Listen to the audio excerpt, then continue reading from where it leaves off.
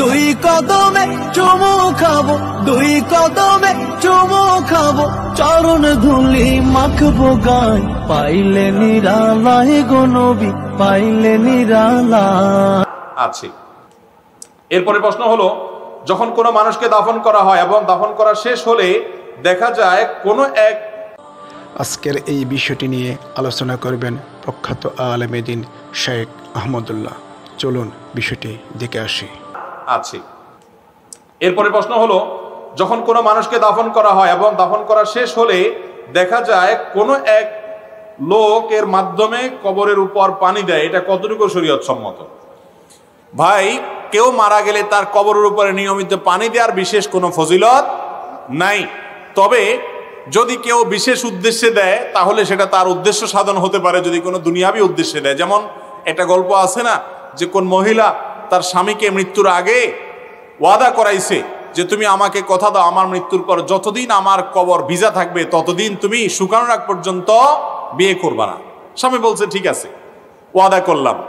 তো স্বামী মারা যাওয়ার পর, ওই বউ মারা যাওয়ার পরে স্বামী এবার দেখে যে কবর আর শুকায় না, 2-4 মাস হয়ে গেছে কিন্তু তারপরও কবর শুধু ভিজাই থাকে। চিন্তা করলো ব্যাপারটা কি।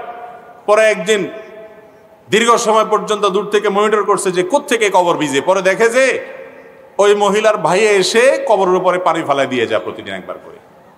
তো ধরে জিজ্ঞেস করছে ব্যাপারটা কি, বলে যে আপা আমাকে মরার আগে ওসিয়ত করে গেছে যে ভাই যতদিন আল্লাহ তোরে হায়াতে বাঁচায় রাখে প্রতিদিন আমার কবরের উপরে 1 বালতি করে পানি ঢালবি।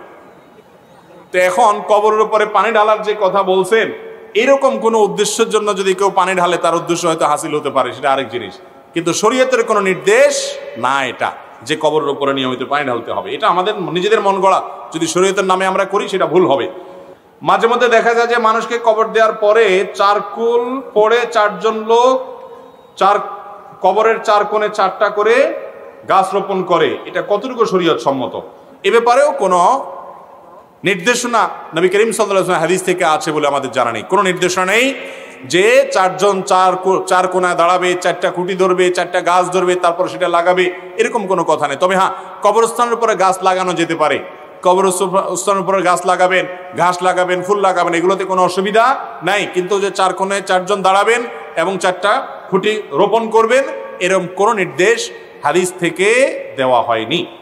এরপরে প্রশ্ন হলো, আমার ভাই প্রবাসী, সেখানে সে যেই দোকানে কাজ করে সেই দোকানে হালাল ও হারাম খাবার দুইটাই আছে। এই টাকা আমি এবং আমার বাবা মা খেলে আমাদের জন্য হালাল হবে কিনা?